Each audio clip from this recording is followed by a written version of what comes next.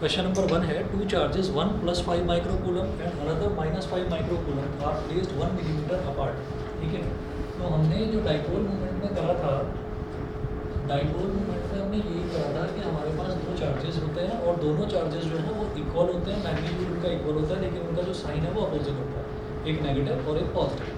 ठीक है, तो Q की वैल्यू वो दे रखी है 5 माइक्रोकूलम। माइक्रो का मतलब होता है 10 की पावर -6, तो 5 × 10 की पावर -6 कूलम, 5 × 10 की पावर -6 कूलम ये दे रखा है।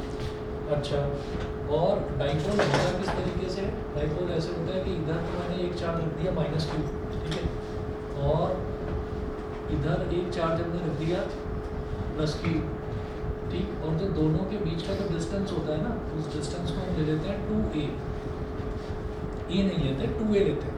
ठीक, दोनों के बीच का डिस्टेंस 2a लेते हैं। तो हमें ऐसा यूनिट में कन्वर्ट करना है, तो जो चार्ज है, चार्ज की ऐसा यूनिट कूलम होती है, तो माइक्रो की वैल्यू होती है 10 की पावर -6, तो मैंने यहाँ लिख दिया 10 की पावर -6।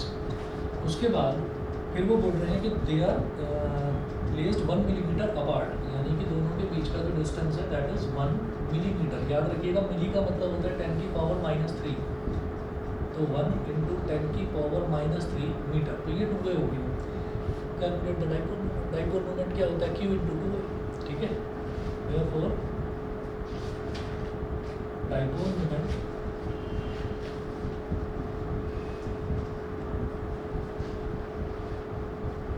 डाइपोल मोमेंट को हम क्या बोलते हैं? स्मॉल p से रिप्रेजेंट करते हैं। मैंने बताया था कि कुछ एक टर्म्स ऐसी हैं जो कॉमनली यूज़ होती हैं, जैसे कि p है, p डाइपोल मोमेंट के लिए भी यूज़ करते हैं और p हम लीनियर मोमेंटम के लिए भी यूज़ करते हैं। ठीक है, तो p = Q × 2a। Q की वैल्यू है 5 × 10 की पावर -6 और 2a की वैल्यू है 1 × 10 की पावर -3। ठीक है, अच्छा, 5 × 1 is 5, 10 की पावर -6 × 10 की पावर -3 is 10 की पावर -9। अब आप ये देखिएगा कि डाइपोल मोमेंट की यूनिट क्या होगी भाई। यहाँ पर क्या मल्टीप्लाई हो रहा है? एक तो चार्ज मल्टीप्लाई हो रहा है और एक ये डिस्टेंस मल्टीप्लाई हो रहा है, तो कूलम मीटर। ठीक है, तो कूलम बस ये इसकी यूनिट हो गई। फिर 10 की पावर -9 जो है, ये 10 की पावर -9 हमको थोड़ी वैसी वैल्यू लग रही है, तो हटाओ इसको। 10 की पावर -9 का मतलब होता है नैनो, तो इसको लिख दो n, capital C, small n। Small n is for nano, capital C is for coulomb and small m is for metre. ठीक है, एक छोटी सी शीट है जिसमें ये पता है कि भाई मिली है तो 10 की पावर -3 से मल्टीप्लाई करेंगे, माइक्रो है तो 10 की पावर -6 से मल्टीप्लाई करेंगे, किलो है तो 10 की पावर 3 से, गीगा है तो 10 की पावर 6 से। तो एक वो शीट है जो 11th क्लास में मैंने आपके साथ शेयर भी करी थी, छोटी सी ही है, अगर आप कहेंगे तो भेज दूँगा। ठीक है, वो मैं भेज दूँगा क्योंकि वो जनरली बच्चे भूल जाते हैं उसको 12th में आते हैं, तो ये काम आएगी आपको। ठीक है, क्योंकि यहाँ पर तो चलो मेरा इतने से भी काम चल जाता है। अगर मान लीजिए यहाँ दे रखा होता कि नैनो में कुछ दे रखा होता, मान लीजिए ये नैनोमीटर दे रखा होता और आपको उस टाइम ना याद आए, तो वो एक जरा सी चीज़ से क्वेश्चन गलत हो जाएगा। फॉर्मूला बेहद आसान है, वो आपने देख लिया। ठीक है, अगला क्वेश्चन देखिएगा। अगला क्वेश्चन है an electric dipole when held at 30 degree with respect to a uniform electric field. तो जो हमने डेरिवेशंस करी हैं, जैसे ही कोई भी न्यूमेरिकल देखेंगे, न्यूमेरिकल देखते ही ये सोचेंगे कि डेरिवेशन कौन कौन सी हमने करी है। तो जब दिया है an electric dipole when held at 30 degree, तो इलेक्ट्रिक डाइपोल के केस में 30 डिग्री यानी कि डाइपोल जब एंगल बनाता है किसी यूनिफॉर्म इलेक्ट्रिक फील्ड के साथ, तो इसका मतलब वो टॉर्क वाले में ही हमने ये चीज़ करी थी। ठीक है, टॉर्क का फॉर्मूला क्वेश्चन नंबर 2, टॉर्क हमने डिराइव करा था tau = P E sin theta, ये करा था P E sin थीटा। फिर ये कह देते थे कि वेक्टोरिकली अगर देखेंगे तो tau vector = P vector cross E vector. ठीक है, ये हमने लास्ट में आपको डेरिवेशन करवाई थी। ठीक, अब जरा देखिएगा क्या क्या दे रखा है। An electric dipole when held at 30 degree with respect to a uniform electric field of 10⁻⁴ newton per coulomb.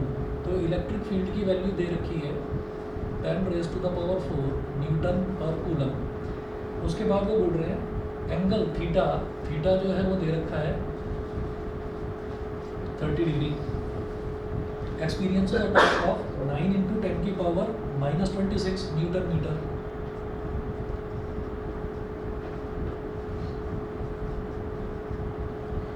ये टॉर्क दे रखा है, calculate the dipole moment of the dipole, तो मेरे को इसकी वैल्यू निकालनी है, पी की वैल्यू निकालनी है, ठीक है। Tau is equal to P E sine theta, ये सिंपल फॉर्मूला है ना ये, tau is equal to P E sine theta. अब टाउ कितना है, 9 इंटू 10 की power minus 26 is equal to P multiplied by E कितना है, 10 की power 4 multiplied by sine theta 30 degree, sine 30 degree. 9 into 10 की power minus 26 is equal to P into 10 की power 4 multiplied by sign 30 degree होता है 1/2। अब 2 इधर चला जाएगा तो 2 9 ज़ा 18 इंटू 10 की पावर माइनस 26, और ये 10 की पावर 4 इधर मल्टीप्लाई में था तो इधर डिवाइड में चला जाएगा, डिवाइड में मतलब नीचे 10 की power 4 is equal to P. तो यहीं पर देख लीजिए आप, समझ गए ना भाई, पी की वैल्यू इतनी आ गई। अब ये 10 की पावर 4 है, जब ये ऊपर चला जाएगा तो 10 की पावर माइनस 4 हो जाएगा, तो माइनस 26 माइनस 4 इज माइनस 30, तो P is equal to 18 into 10 की पावर माइनस 30, क्या डाइपोल मोमेंट है, कूलम मीटर। कूलम मीटर, सारी की सारी जो यूनिट्स हैं वो ऐसा यूनिट ली है, तो डाइपोल मोमेंट की भी ऐसा यूनिट कूलम मीटर ही है, ठीक है जी। अगला क्वेश्चन देखते हैं, question number 3। Two charges plus minus 10 microcoulomb are placed 5 millimetre apart, ठीक है, plus minus 10 microcoulomb are placed 5 millimetre apart. Determine the electric field at a part है, a point capital P on the axis, the point capital P on the axis of the dipole 15 centimeter away from its center O on the side of the positive charge, on the side of the positive charge, ठीक है। अगर location ना दी होती कि किस जगह पर रखा हुआ है तो मेरा जहाँ मन करेगा मैं वहाँ पर रखूँगा उसको, लेकिन लोकेशन दे दी है, इसका मतलब वो चाहते हैं कि हम जहाँ उन्होंने बताया वहाँ पर चार्ज को रखें, ठीक है, पॉइंट को वहाँ पर रखें और फिर वेक्टोरिकली बताएं, मतलब उसकी डायरेक्शन भी क्या है, ठीक है। देखिएगा क्वेश्चन नंबर 3।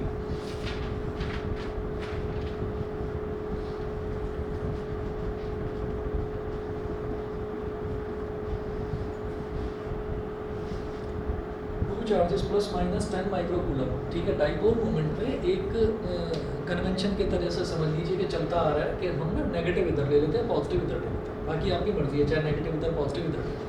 वो इस वजह से क्योंकि डाइपोल मोमेंट की डायरेक्शन हमेशा नेगेटिव से पॉजिटिव की तरफ होती है, तो राइटवर्ड डायरेक्शन हमें लिखने की भी आदत लेफ्ट से राइट की तरफ ही है, तो राइटवर्ड डायरेक्शन लेते हैं, इस वजह से नेगेटिव इधर और पॉजिटिव इधर ले लेते हैं। उल्टा चाहो उल्टा ले सकते हो, कोई प्रॉब्लम। हमने क्या करा, इधर मान लिया कि कोई एक पॉइंट है ए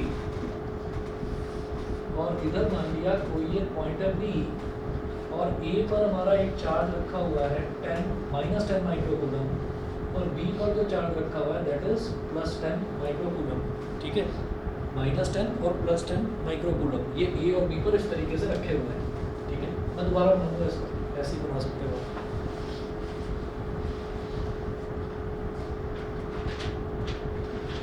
ए पर -10 माइक्रोकूलम और बी पर +10 माइक्रोकूलम, ठीक। आगे सुनिए, they are placed 5 millimetre apart, तो दोनों के बीच का जो डिस्टेंस है दैट इज 5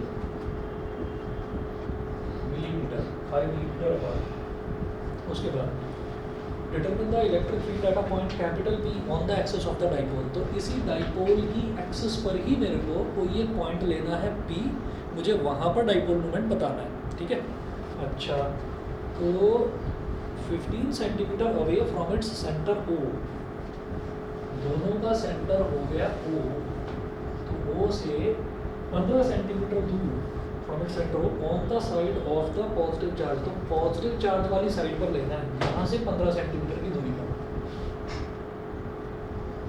सर डिस्टेंस ही में तो मतलब काफ़ी दूर हो गया, ये मिलीमीटर में ये तो बहुत कम है, और ये जो दे रखा है ये सेंटीमीटर में दे रखा है, और जो दे रखा है वो सेंटीमीटर में। ये वाला जो डिस्टेंस होता है सेंटर से जिस पॉइंट पर मुझे इलेक्ट्रिक फील्ड निकालना होता है, ये डिस्टेंस क्या होता है, आर, ये डिस्टेंस आर होता है, तो मैं लिख रहा हूँ R is equal to 15 centimetre on the side of the positive charge. On the side of the positive charge बताने का मतलब है कि आपसे वो वेक्टोरिकली इसका डायरेक्शन पूछ रहे हैं, ठीक है। तो देखिएगा क्या होगा, जिस पॉइंट पर मुझे इलेक्ट्रिक फील्ड निकालना होता है, मैं ये मान लेता हूँ कि उस पॉइंट पर जो है एक यूनिट पॉजिटिव टेस्ट चार्ज रखा हुआ है, यूनिट पॉजिटिव टेस्ट चार्ज रखा हुआ है। तो ये जो पॉजिटिव चार्ज है, ये इस पॉजिटिव चार्ज को जहाँ पर भी इलेक्ट्रिक फील्ड निकालना होता है वहाँ क्या रखा है, एक पॉजिटिव टेस्ट चार्ज यूनिट यानी कि 1। तो ये पॉजिटिव इस पॉजिटिव को क्या करेगा, रिपल करेगा। इसकी वजह से एक रिपल्सिव इलेक्ट्रिक फील्ड इधर डेवलप होगा, ठीक है। इसको बोल दीजिए ऐसे E प्लस Q, और ये नेगेटिव जो है ये इस पॉजिटिव को अपनी तरफ अट्रैक्ट करेगा,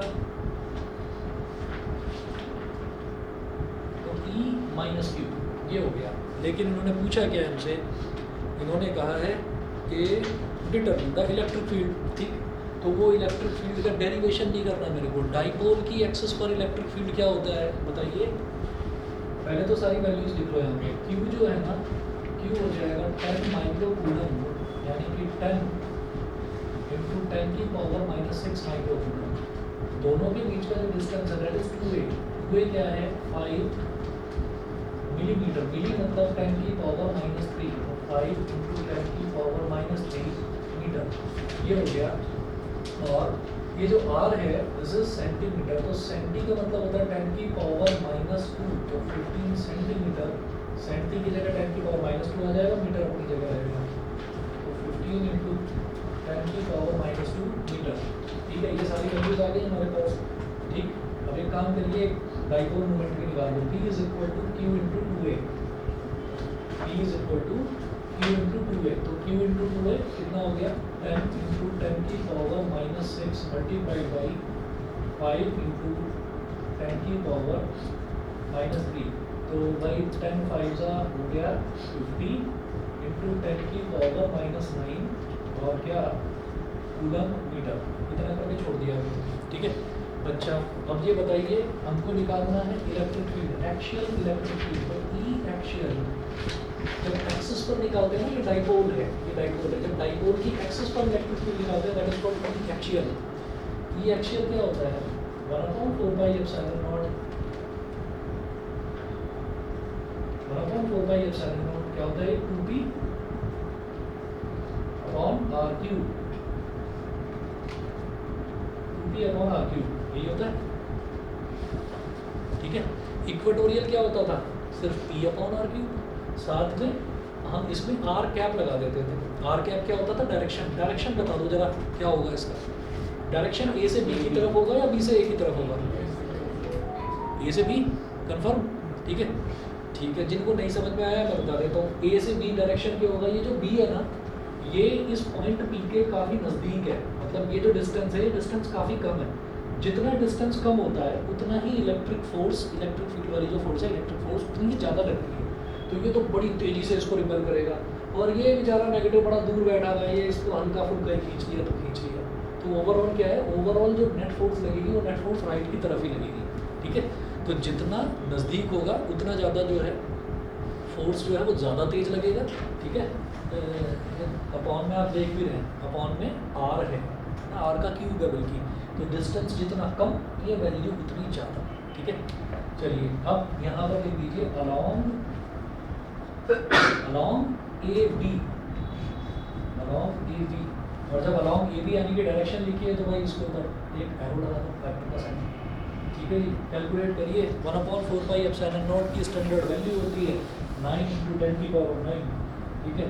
तो ये हो गया 9 × 10 की पावर 9 मल्टीप्लाइड बाई 2 × 50 × 10 की पावर 9, 2 तो ये है ही, ये p की वैल्यू रखती है यहाँ पर, 1/4πε0 की पूरी वैल्यू ये है, ठीक। अच्छा फिर है r क्यूब का अपॉन में, तो r कितना है 15 × 10 की पावर -2 का क्यूब, ठीक है। 9 2 18, 18 5 90, 90 के आगे एक और 0 लगाएंगे, ठीक है, मल्टीप्लाइड बाई 10 की पावर 9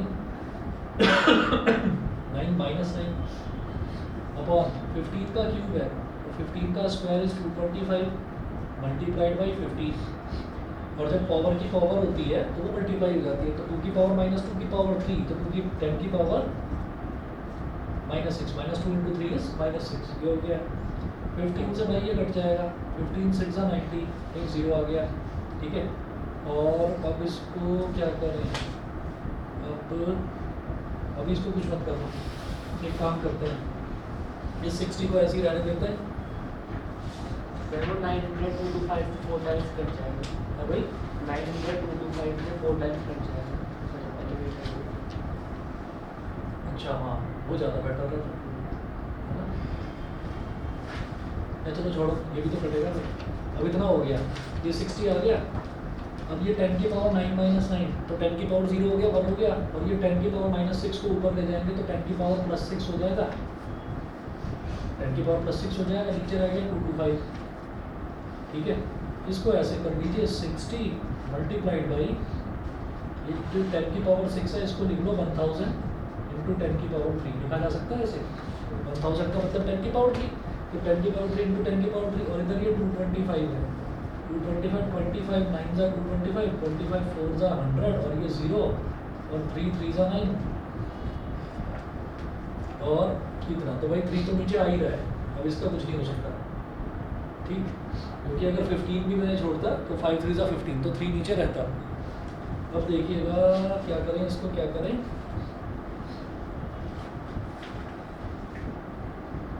6.67, ठीक है। ये हमारे पास आ जाएगा भाई 6.67, इसको मल्टीप्लाई कर दो तो कितना हो जाएगा, 4 7 जा 28, 4 6 जा 24, और 2 26,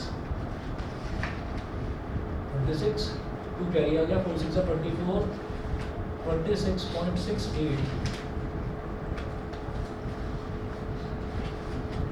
इंटू 10, मैंने सिर्फ 4 से मल्टीप्लाई करा तो 10 छोड़ दिया है, 10 की पावर क्या, Newton per coulomb along AB,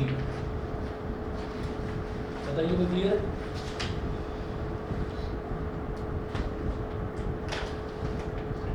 ठीक है, यहाँ जो आंसर दे रखा है 10 की पावर 5 कर दिया, 10 की पावर 5 कैसे करा है, ये डेसिमल को एक प्लेस इधर शिफ्ट कर दो, तो 2.66 इंटू 10 की पावर 5, ये समझ गया ना। मैंने क्या करा, मैंने 4 से मल्टीप्लाई कर दिया भाई, इसको 4 से मल्टीप्लाई करो तो 10 तो बच गया ना, इधर 10 बच गया, 10 इंटू 10 की पावर 3 हो गया 10 की पावर 4, और जो आप नोट्स में देखेंगे जो आंसर दे रखा है वो दे रखा है 2.66 इंटू 10 की पावर 5, ठीक है। थोड़ा बहुत अरेंजमेंट है और कुछ, ठीक।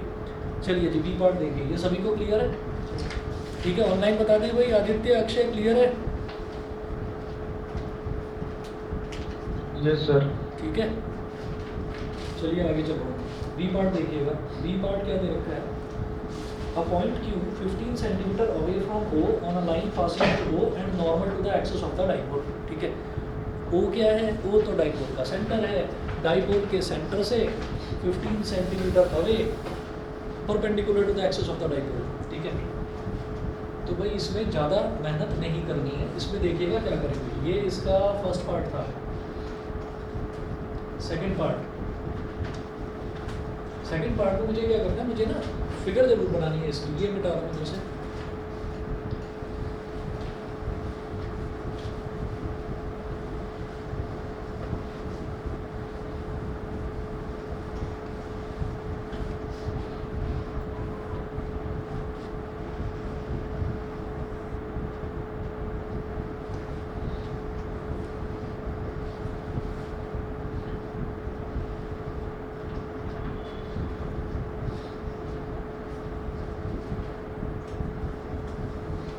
-10 माइक्रोकूलम,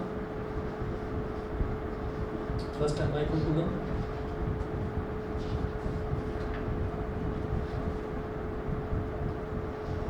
ये हो गया इसका सेंटर। अब जो पॉइंट P है ना, वो पॉइंट P इस तरह से है कि इसके सेंटर से परपेंडिकुलर एक्सिस पर है, यानी कि क्या बोलते हैं इसको, इक्वेटोरियल पॉइंट।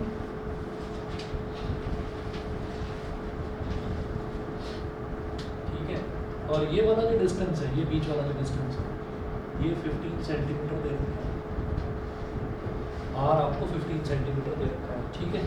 तो भाई बहुत ज़्यादा इसमें दिमाग लगाने की ज़रूरत नहीं है, इक्वेटोरियल पॉइंट वाला डेरिवेशन हमने इसी तरह से करा था, इस डिस्टेंस को आर माना था, ये डिस्टेंस a हो गया था, ये a हो गया था, तो ये √r² प्लस a² हो गया था, ठीक है ना, ये पाइथागोरस थ्योरम से। तो अब आप ये देखिए ये पॉजिटिव है, और इधर हम क्या मानते हैं, जहाँ भी इलेक्ट्रिक फील्ड निकालना होता है कि जैसे वहाँ यूनिट पॉजिटिव टेस्ट चार्ज रखा हुआ हो, तो पॉजिटिव क्या करेगा, पॉजिटिव को रिपेल करेगा, ये कर दिया, ये हो गया E प्लस Q, ठीक है। ये नेगेटिव जो है ये इस पॉजिटिव को अट्रैक्ट करेगा, तो ये इसने कर लिया अट्रैक्ट, ये हो गया E माइनस Q, ठीक है। मैं डेरिवेशन में कर चुका हूँ इस चीज़ को, और इसका जो नेट इलेक्ट्रिक फील्ड निकलेगा वो निकलेगा इस तरफ E, और इसको क्या बोल देते हैं, E इक्वेटोरियल, E इक्वेटोरियल इसको बोल देते हैं। तो इसकी डायरेक्शन क्या है, जैसे इसकी डायरेक्शन थी AB, इसकी डायरेक्शन क्या होगी, अराउंड BA, ठीक है। तो बस यहाँ पर ऐसे लिखे E इक्वा लिख देते हैं, EQUA, इक्वा मतलब equatorial is equal to 1/4 pi epsilon naught कितना T/r³ अलॉन्ग BA। एरो लगा दिया यहाँ पर। अब मेरी बात सुनिए, अगर ये डिस्टेंस वाई कुछ अलग दे रखा होता मेरे को, तब तो कैलकुलेट करना पड़ता। यहाँ सेंटर से जो एक्शियल पॉइंट पर डिस्टेंस है वो भी 15 सेंटीमीटर दे रखा है, और यहाँ सेंटर से जो इक्वेटोरियल पॉइंट पर जो डिस्टेंस है वो भी 15 सेंटीमीटर दे रखा है। तो डिस्टेंस तो सेम दे रखा है ना, आर तो सेम दे रखा है ना हमको, तो फिर वो रिलेशन यूज़ करिए ना। ये क्या हो गया, 2 से मल्टीप्लाई करो, 2 से डिवाइड करो, ई इक्वेटोरियल क्या हो जाएगा, 2 से तो कर दिया मल्टीप्लाई, ठीक है। अगले स्टेप में कर देते हैं, 1/4 पाई एप्सिलॉन नॉट, 2 से कर दिया मल्टीप्लाई, ठीक, और 2 से कर दिया डिवाइड, ठीक। और यहाँ लिख दीजिए अलॉन्ग BA। ऐसा मैंने क्यों करा, क्योंकि इसकी वैल्यू हम ये कर चुके हैं मेहनत, तो हम दोबारा क्यों करें। तो आप ये देखिए इसकी पूरे की वैल्यू 26.68 आई थी, यहाँ लिखिएगा 1/2 E एक्शियल, ठीक है। एरो मत लगाना इस पर, क्योंकि मैं उसका सिर्फ मैग्नीट्यूड ले रहा हूँ, एरो इस पर लग चुका है, मैं इसका सिर्फ मैग्नीट्यूड ले रहा हूँ कैलकुलेशन से बचने के लिए।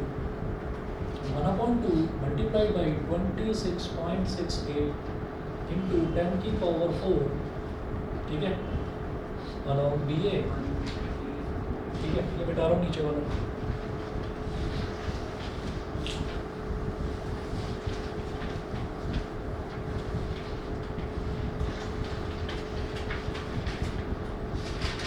तो 2 13s are 26 और 13.34 इंटू 10⁴ मीटर पर कूलम अलॉन्ग BA, ये हो गया E इक्वेटोरियल, ठीक है जी। तो यहाँ तक आते आते वही आपका ये डाइपोल वाला पोर्शन खत्म होता है। इसके बाद इलेक्ट्रिक फील्ड लाइंस है, इलेक्ट्रिक फील्ड लाइंस के बारे में करेंगे, लेकिन मैंने ना 2 क्वेश्चन छोड़े थे, मैंने बोला था डाइपोल पहले करते हैं उसके बाद उनको करेंगे, ठीक है। तो वो वाले 2 क्वेश्चंस करते हैं, दोनों ही क्वेश्चन बहुत इंपॉर्टेंट है, ठीक। और इसीलिए उनको यहाँ पर इंक्लूड भी करा हुआ है, और वो एक तरह से ऐसे जैसे किसी चीज़ को डिराइव करा जाता है। इंटीग्रेशन का एक अच्छा खासा यूज़ है, तो वो देखते हैं ज़रा। आप आएंगे वापस पेज नंबर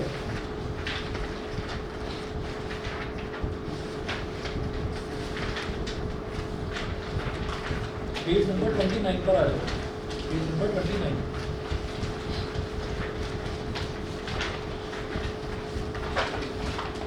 पेज नंबर 29 पर आ रही है, ठीक है। 1 मिनट रुको, 1 मिनट का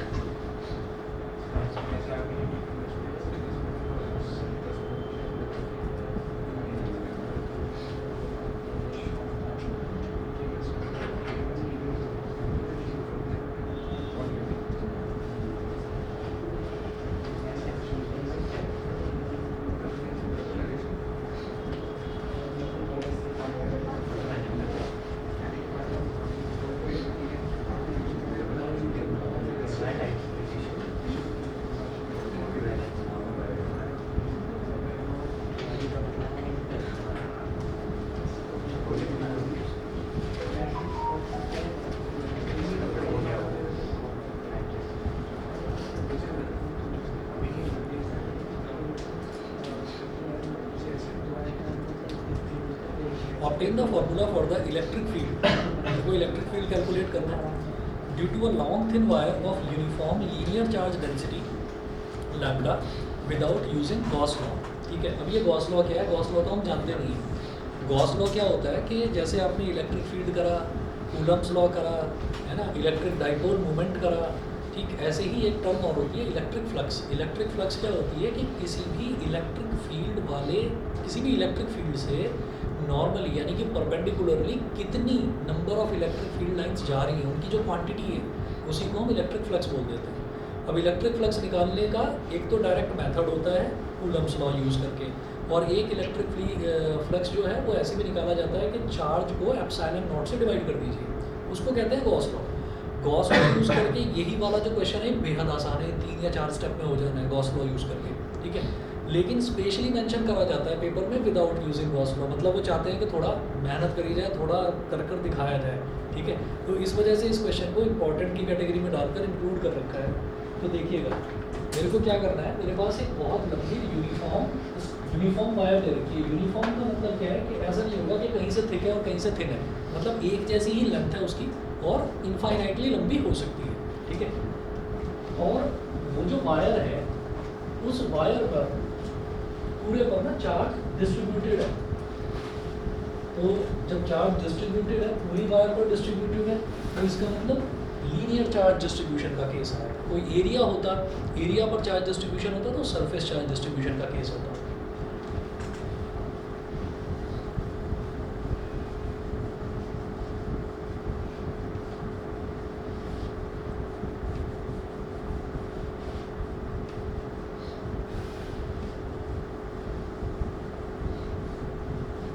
आप लोगों की संडे को मैथ्स की क्लास रखूँगा, और जो बच्चे मैथ्स और फिजिक्स वाले हैं वो प्रिपेयर रहना। संडे को ना मैं फिजिक्स का टेस्ट लूँगा आपका, अभी कल या परसों मैंने डिस्कस भी करा था, परसों करा था डिस्कस। क्या? अब तो संडे को दे दो ना, क्या हो गया? अच्छा संडे को करोगे, चलो ठीक है, मंडे को दीजिएगा। ठीक है, मंडे को रखते हैं टेस्ट।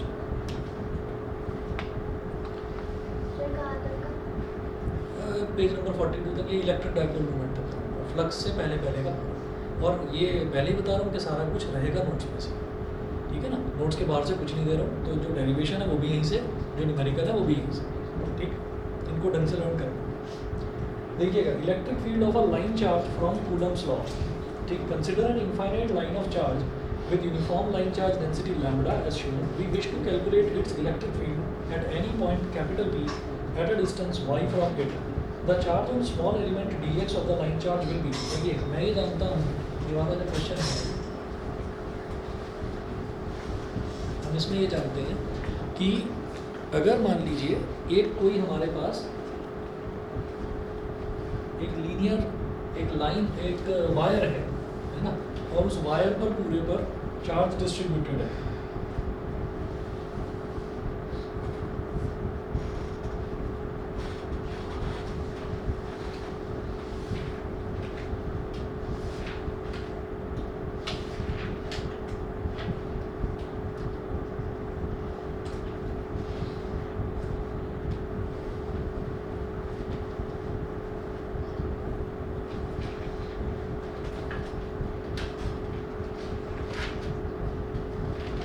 हमने यहाँ पर ऊपर एक पॉइंट भी ले लिया और इस पर चार्ज डिस्ट्रीब्यूटेड है।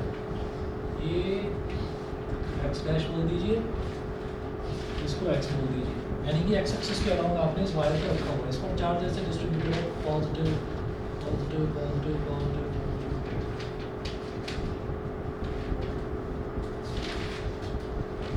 ठीक है, अच्छा अब आप पॉइंट पी पर इलेक्ट्रिक फील्ड निकालना चाहते हैं, और ये जो है ये इस वायर का सेंटर है, तो सेंटर को हमने O बोल दिया। तो यहाँ पर मैं इलेक्ट्रिक फील्ड निकालना चाहता हूँ। तो जब भी हम किसी भी जैसे वायर है, वायर की वजह से मैं इलेक्ट्रिक फील्ड निकालना चाहता हूँ, मुझे डिस्टेंस तो पता होना चाहिए कि कितने डिस्टेंस पर हम निकाल रहे हैं इलेक्ट्रिक फील्ड। जैसे अभी डाइपोल वाले क्वेश्चन करे थे तो हमने डिस्टेंस ले रखा था कि 15 सेंटीमीटर की दूरी पर निकालो ऑन इट्स एक्सेस, 15 सेंटीमीटर की दूरी पर निकालो ऑन इक्वेटोरियल पॉइंट, वो दे रखा था हमको। तो इस यहाँ पर भी हम एक डिस्टेंस मानेंगे कि कितने डिस्टेंस पर हम इलेक्ट्रिक फील्ड निकाल रहे हैं। तो मैंने माना कि वाई डिस्टेंस पर, अब ये डिस्टेंस जो वाई है ये फिक्स्ड है, फिक्स्ड को क्या बोलते हैं, कांस्टेंट। ये चीज़ कांस्टेंट है, ये हिलेगी नहीं अपनी जगह से। हम आगे चलते हैं। अब हमने कहा कि भाई ये वाली चीज़ हमने पहली बार देखी है कि हम इसकी वजह से इलेक्ट्रिक फील्ड निकालना चाहते हैं, तो हमने कहा कि अच्छा तो इतना मेरे को मालूम है कि भाई ऐसे में हम एक छोटा सा टुकड़ा ले लेते हैं, उस छोटे से टुकड़े को उसकी जो लेंथ है उसको हमने बोल दिया dx।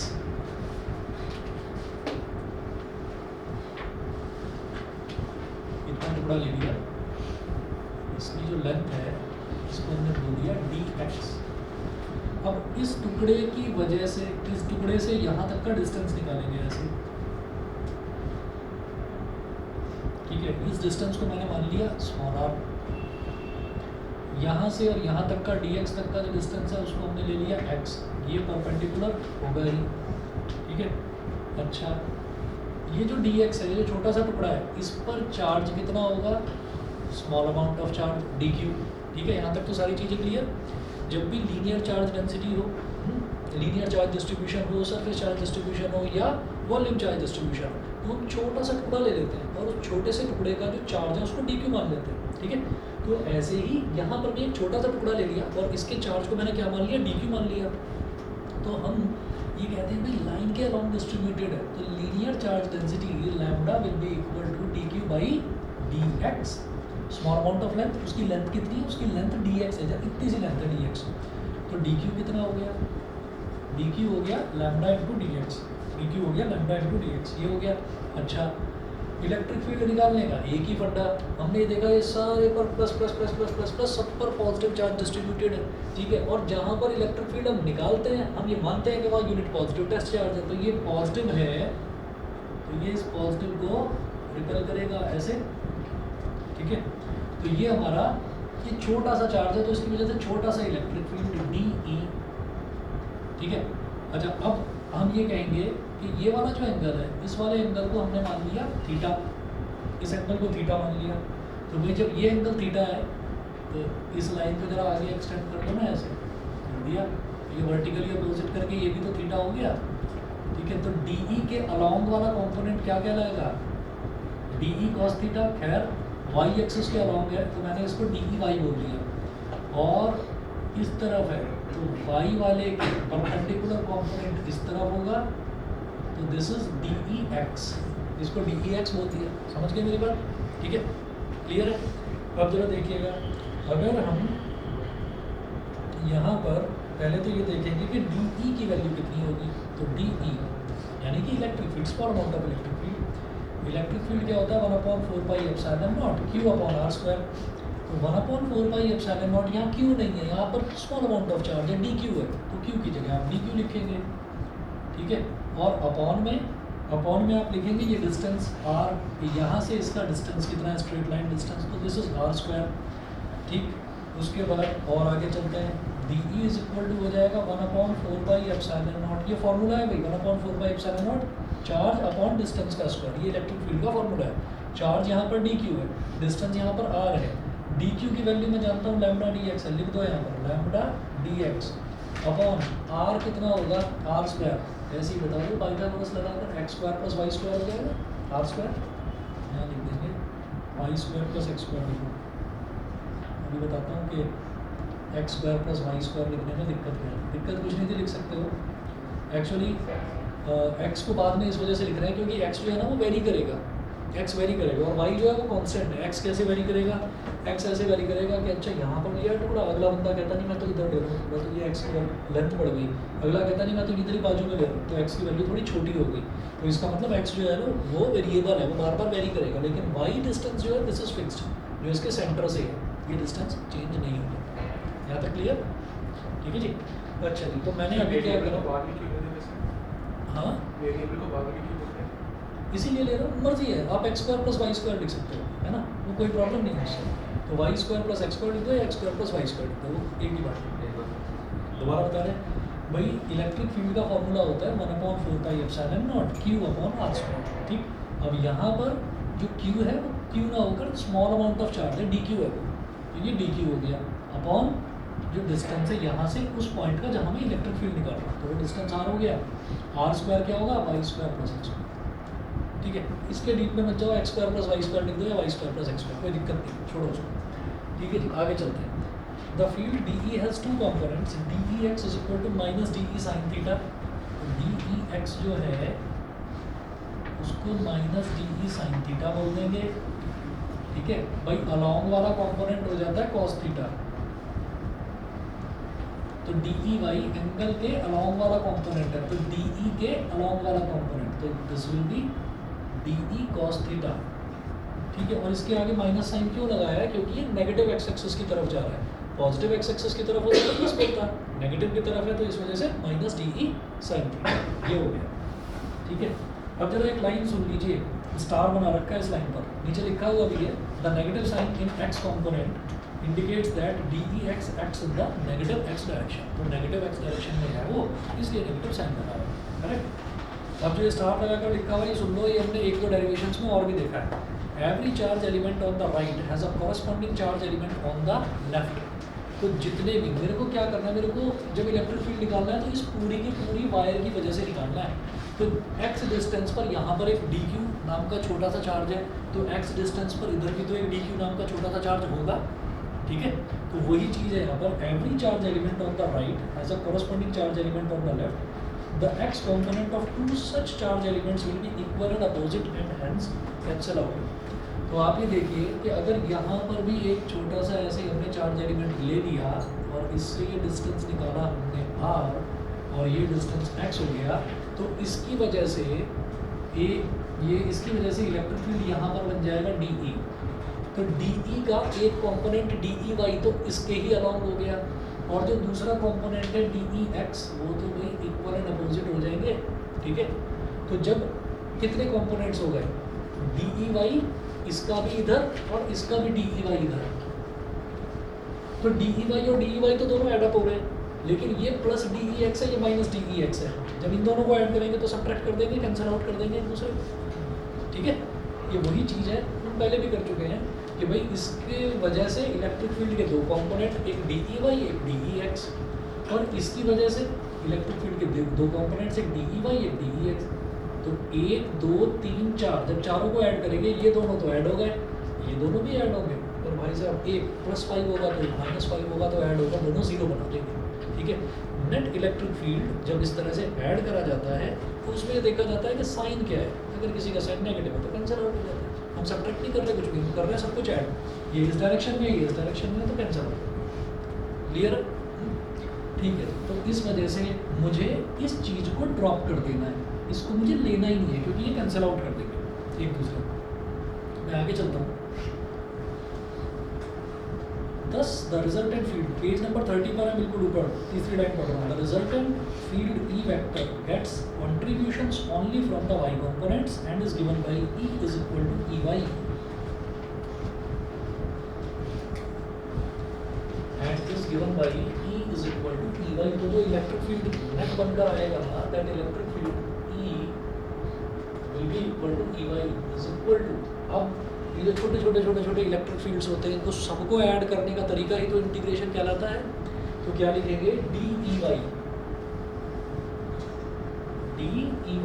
ये मत सोचना ई और वाई मल्टीप्लाई हो रहा है यहाँ पर, वाई इसके सब्स्क्रिप्ट वाई वाला कॉम्पोनेंट डी ई वाई। ठीक है, तो आप जानते ही हैं जब डी एक्स को इंटीग्रेट करते हैं तो एक्स आता है, सिमिलरली जब डी ई वाई को इंटीग्रेट करेंगे तो ई वाई आएगा। हो गया? अच्छा, उसके बाद मैं ये जानता हूँ यहाँ पर ये स्मॉल डी के साथ में जो टर्म लिखी रहती है ना, स्मॉल डी के साथ जो टर्म लिखी रहती है वही वेरिएबल होता है।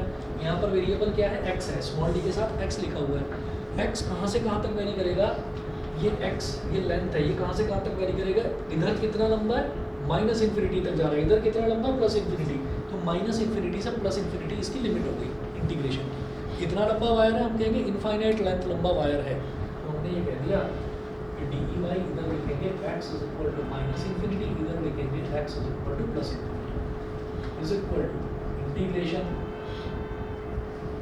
X is equal to minus infinity X is equal to plus infinity. D E Y की वैल्यू डालिए, D E cos theta, D E cos theta is equal to integration X is equal to minus infinity X is equal to plus infinity. D E की value डालिए, क्या है 1/4 epsilon naught lambda dx upon this 1/4 pi epsilon naught lambda dx upon y square plus x square। ठीक है, ये value हो गई D की, यहाँ से उठाकर इसमें वैल्यू रख दी। ठीक है, और फिर cos थीटा की वैल्यू क्या होगी? ये cos थीटा है, अगर देखूँ थीटा है तो cos थीटा क्या हो जाएगा? Base upon hypotenuse y upon r हो जाएगा। ये है, अभी रहने दो, अभी cos थीटा ही लिखा रहने दो, लेकिन उसको ये हो गया cos थीटा। ठीक है, अब देखिएगा अब इसमें करना क्या है हमें। जब x is equal to minus infinity से इन्फिनिटी जा रहे हैं, ठीक है, तो ये सेंटर में ले रखा है, तो आप माइनस इन्फिनिटी से इन्फिनिटी वाले एलिमेंट्स को ऐड करो, या इतने जीरो से इन्फिनिटी वाले एलिमेंट्स को ऐड कर दो और डबल कर दो। समझ गए भाई, ये सेंटर में दे रखा है ना, तो आप माइनस इन्फिनिटी से इन्फिनिटी वाले छोटे छोटे सारे के जितने भी एलिमेंट्स हैं सबको ऐड कर दो। ऐड करना मतलब इंटीग्रेशन। ठीक है, या फिर आप करोगे यार क्यों ये नेगेटिव वाले पछड़े में पढ़ रहे हो, आप जीरो से इन्फिनिटी वाले ऐड कर दो, मतलब जीरो से इन्फिनिटी इंटीग्रेट करो और 2 से मल्टीप्लाई करो। जितना कॉन्ट्रीब्यूशन इधर होगा उतना इधर भी होगा। ठीक है, वो x वाला तो कैंसिल आउट हो ही गया, तो इनकी वजह से जितना इसकी वजह से कॉन्ट्रीब्यूशन होगा डी ई वाई वाला, उतना इनकी वजह से होगा, डबल कर दो बस। समझ गए मेरी बात? नहीं, दोबारा बताऊँ, सुनो। हमने ये कहा कि मैं माइनस इन्फिनिटी से प्लस इन्फिनिटी तक जा रहा हूँ, तो मैं ये पूरी लेंथ है, इन पूरी लेंथ की वजह से जितना भी इलेक्ट्रिक फील्ड है सबको ऐड करने वाला हूँ। ऐड मतलब इंटीग्रेट करने वाला हूँ। तो यहाँ से यहाँ तक वाली जो वैल्यू है उसको छोड़ दो ना, आप यहाँ से यहाँ तक वाली वैल्यू ले लो और उसको 2 से मल्टीप्लाई कर दो बस। तो आपका यही आ जाएगा कि यहाँ से लेकर यहाँ तक वाली की वजह से कितना आ गया। तो मैं वो काम करने वाला हूँ। मैं इधर क्या करूँगा, देखिए इंटीग्रेशन में, समझ गए ना? ठीक है, इंटीग्रेशन में क्या है कि कांस्टेंट को बाहर निकाल लेते हैं। तो lambda is a constant, 1/4 pi epsilon not भी कांस्टेंट है, दोनों को बाहर निकालो। तो ये हो गया हमारे पास एक तरह से lambda upon 4 pi epsilon naught, ठीक है, multiplied by 2 integration x is equal to 0 x is equal to infinity, और अब dx upon y square plus x square equal cos theta. ये हो गया, ये 2 से इसको काट दो, 2 से हो गया lambda upon 2 pi epsilon naught integration x is equal to 0 to infinity. ठीक है, cos थीटा को पहले लिख लो, cos थीटा, और dx upon y square plus x square को बाद में लिखो। यहाँ तक बताओ, क्लियर है कि नहीं? ठीक है, अच्छा जी, अब मैं क्या करने वाला हूँ यहाँ पर अब यहाँ तक सभी को क्लियर है? हाँ, इंटीग्रेशन तक यहाँ समझ में आ गया। अब जरा थोड़ी सी बढ़िया वाली चीज़ समझ लो। अब हम क्या करने वाले हैं, यहाँ पर ना वेरिएबल चेंज करने वाले हैं। वेरिएबल चेंजिंग क्या है, आप क्या मानिए कि जैसे x है तो x को आप y tan थीटा लिख दो। Let x is equal to, ऐसे ही नहीं है कि ऐसे ही अर्जी फर्जी कुछ भी लिख दिया, y tan थीटा होता है ये कैसे भाई, इधर थीटा है तो tan थीटा लूँगा तो क्या आ जाएगा, थीटा के सामने वाली साइड इज परपेंडिकुलर, बाजू वाली साइड बेस, तो x upon y, tan theta is equal to x upon y, वही तो है, tan theta is equal to x upon y ही तो है। तो x को y tan थीटा हमने मान लिया। ठीक है, तो यहाँ लिखें differentiate both sides with respect to x के रिस्पेक्ट में दोनों तरफ डिफरेंशिएट करो। x को जब x के रिस्पेक्ट में डिफरेंशिएट करते हैं 1 आता है, x का डिफरेंशियल क्या होता है, 1 होता है, 1 हो गया। ये कांस्टेंट का डिफरेंशियल होता है कि कुछ कांस्टेंट अगर मल्टीप्लाई हो रहा है तो कांस्टेंट जैसा है वैसा ही बना रहेगा, तो y एज इट इज रहेगा, y का कोई फर्क नहीं पड़ने वाला y पर। ठीक है, ये सभी को थोड़ा सा टफ लग रहा होगा। इंटीग्रेशन बिल्कुल शुरुआत में 11th क्लास में कराया था, थोड़ा बहुत अगर याद है तो चलो ठीक है, नहीं तो मैं बीच बीच में जो बताता जा रहा हूँ तो ध्यान से सुन लीजिए। x का डिफरेंशियल जो है वो 1 ही होता है, तो 1 हो गया। y ये कांस्टेंट है, पता है ना, y कांस्टेंट है, फिक्स है, तो y एज इट इज रहेगा, कुछ चेंज नहीं होना। tan थीटा का डिफरेंशियल क्या होता है, sec स्क्वायर थीटा, बिल्कुल सही, तो हो गया sec स्क्वायर थीटा। और ये तो थीटा के रिस्पेक्ट में आया ना, लेकिन थीटा को भी तो फिर फर्दर डिफरेंशिएट करेंगे एक्स के रिस्पेक्ट में, चेन रूल होता था, ठीक है। मैं बायो वाले की एक बार दोबारा क्लास ले लूँगा, टेंशन मत लेना, टेंशन तो नहीं हो रही। तो सेक स्क्वायर थीटा, और ये क्या है, D theta by D x, D theta by D x, ये समझ गए, ठीक है। अब क्या करो, इस डी एक्स को इधर ले आओ, तो d x is equal to y sec square theta D theta, ठीक है। मैंने करा क्या कि मैं डी एक्स को थीटा की टर्म्स में लिख दूंगा। और एक काम करिए, लोअर लिमिट,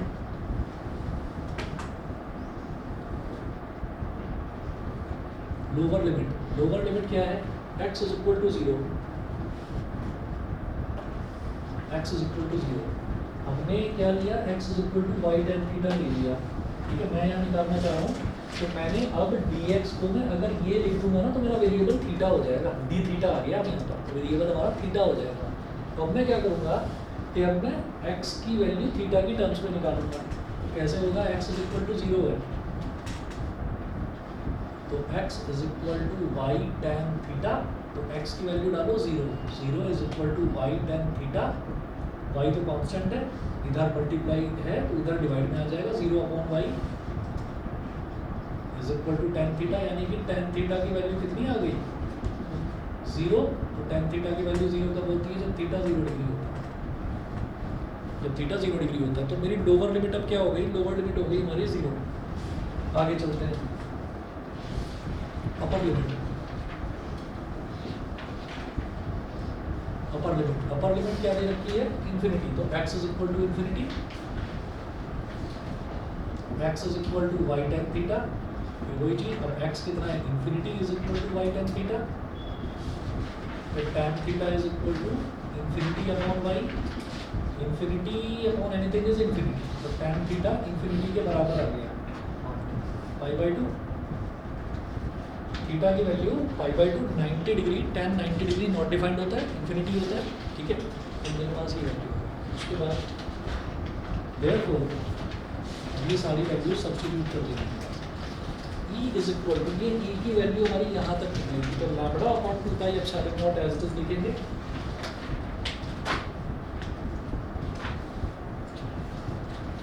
इंटीग्रेशन, मैंने x लिया था लोअर लिमिट, जब x इज इक्वल टू 0 था तो लोअर लिमिट क्या आया, theta is equal to 0 degree, या सिर्फ 0 डिग्री। अपर लिमिट, जब x is equal to infinity था तो अपर लिमिट क्या आया, theta is equal to pi by two, यहाँ लिखो theta is equal to pi by to.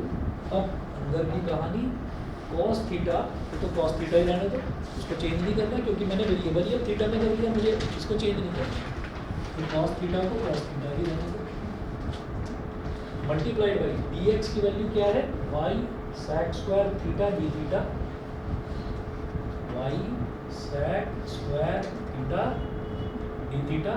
अब डिनोमिनेटर में आ जाइए, y तो कांस्टेंट है तो y square as it is रहेगा, ठीक है। और x की वैल्यू क्या थी, y tan थीटा, ये क्या हो जाएगा, y square tan square theta, x square क्या हो जाएगा, y square tan square theta. बोलो जी, क्लियर, यहाँ तक क्लियर है, आगे चलते हैं। E is equal to lambda upon 2 pi epsilon naught integration theta is equal to 0 to theta is equal to pi by 2, ये है cos थीटा, ये y है ना, y कांस्टेंट है भाई, तो अच्छा चलो अभी y को नहीं रहना, ये sec square theta D theta, denominator में इधर भी वाई स्क्वायर है, इधर भी वाई स्क्वायर है, वाई स्क्वायर निकाल लो कॉमन, ब्रैकेट में क्या बचा, 1 plus ten square theta, 1 plus ten square theta के अंदर का एक्स स्क्वायर थीटा कट गया, फिर ये और एक वाई से एक वाई कट गया। अभी जो डिनोमिनेटर वाला वाई है इसको बाहर निकाल लो, तो lambda upon 2 pi epsilon naught by integration theta is equal to 0 to theta is equal to pi by 2, cos theta sec square theta D theta, denominator में 1 plus tan square theta sec square theta ही होता है, सेक square theta से सेक square theta cut गया, क्या बचा केवल cos theta D theta. Cos theta का इंटीग्रेशन बताओ, साइन थीटा, ठीक है। तो इधर पर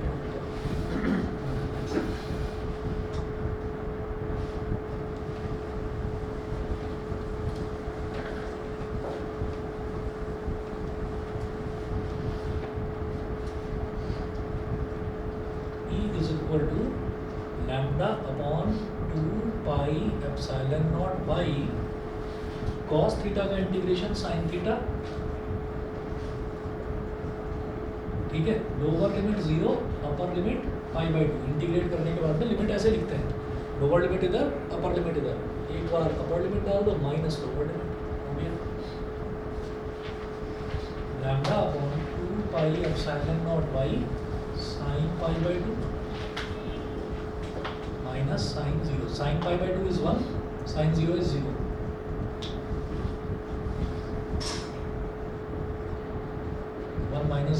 minus 0 is 1. Lambda upon 2 pi epsilon naught y, ठीक है। ये हो गया सर। हाँ जी, वो अपर लिमिट के बाद वाला स्टेप समझ इसके बाद वाला काम है ना, लोअर लिमिट अपर लिमिट आ गई थी समझ। अब मैंने क्या करा, सारी वैल्यूज इसमें, ये जो इलेक्ट्रिक फील्ड मैंने यहाँ तक निकाला था सब कुछ इसमें डाल दिया। Lambda upon 2 pi epsilon naught, lower limit क्या आई थी हमारी 0, तो theta is equal to 0। Upper limit theta is equal to pi by 2, cos theta as it is. dx की जगह ये वैल्यू रखती है y sec square theta d theta, तो dx की जगह हमने रख दिया y sec square theta d theta upon y square as it is. y square plus x square की जगह मैं क्या लिखूंगा, x है y tan थीटा, तो x स्क्वायर क्या हो जाएगा y square tan square theta, तो y square tan square theta हो गया। अब डिनोमिनेटर में y स्क्वायर कॉमन ले लिया, ऊपर एक y था, y से y कट गया, बाकी सारी चीज़ें सेम लिखो, बाकी कुछ चेंज नहीं। तो अब ये y कांस्टेंट है, ये यहाँ बाहर आ जाएगा जैसे बाकी कांस्टेंट्स बाहर है। Lambda upon 2 pi epsilon naught by theta 0 से पाई बाई 2 कॉस थीटा, और ये sec square theta 1 plus tan square theta, ये आइडेंटिटी 10th में पड़ी थी, तो सेक स्क्वायर थीटा तो सेक स्क्वायर थीटा कट गया, केवल कॉस थीटा डी थीटा बचा। कॉस थीटा का इंटीग्रल होता है साइन थीटा, ये आ गया sine theta, lower limit 0, upper limit pi by 2, तो upper limit minus lower limit करा जाता है, तो sine pi by 2 minus sine 0, sine pi by 2 is 1, sine 0 is 0। ये सारी वैल्यू मैं बार बार सेम लिखता हुआ आ रहा हूँ, ठीक है। तो फाइनली आपका एक infinite length of charge strip की वजह से जो हमारे पास इलेक्ट्रिक फील्ड है वो ये निकल कर आ रहा है, ठीक है, at a distance y from its centre. ठीक, इतना कर लीजिए। इसको एक बार वीडियो में भेजूंगा, एक बार दोबारा देखूंगा, जो चीज़ें हैं आपके पास नोट्स में भी है और वीडियो में भी, एक बार रिवाइज कर लेना, इसको इम्पॉर्टेंट है। ऐसे ही अगला क्वेश्चन भी बहुत इंपॉर्टेंट है और उस क्वेश्चन में भी लगभग आधा घंटा लगेगा, ठीक है। नेक्स्ट क्लास में कराऊंगा। टेस्ट के लिए प्रिपेयर रहिएगा, नहीं आप मंडे को टेस्ट है तो